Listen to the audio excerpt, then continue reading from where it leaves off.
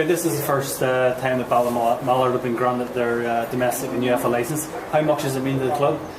Well, it means an awful lot because, I mean, as Alan McKinstry said during his speech there, a little over a year ago we didn't have a licence at all.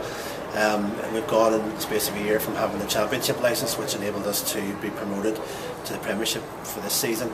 But we knew that we had to get the domestic licence if we wanted to stay at that level.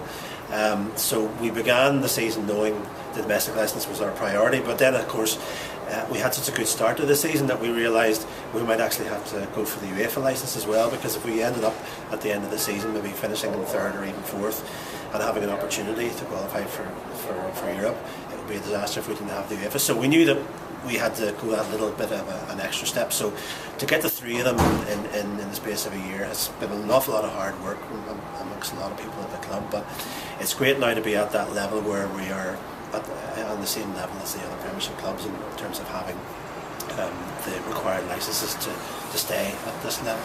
And last year, obviously, Ballinamallard was the first club for Fermanagh in the Premiership. I mean, how big an impact has that had on football in the area? Immense, I think. The profile of Ballinamallard United in the past season has really increased dramatically. We've gone from having maybe weekly crowds of 50 to 100 to 600-700, and we had 1,300-1,400 for the Glentoran games and Linfield games.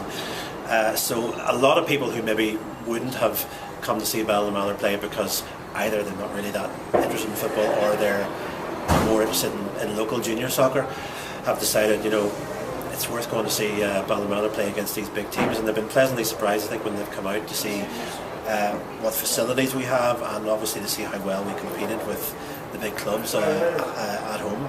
So I think, and we had a few Friday night games too, which really helped because we do have the junior football in Fermanagh, a very strong junior football scene on Saturdays, and often we were competing with that. So we brought a few games forward to Friday night, and we got good crowds of local people who wanted to see football but weren't able to do it. So hopefully that'll continue during the next season. We'll have a few more Friday night games, and the atmosphere is good under the lights at Fernie Park on those nights. So we're there for the long term. We don't want this to be a one season or two season wonder. We want Fermanagh to be a regular Premiership county.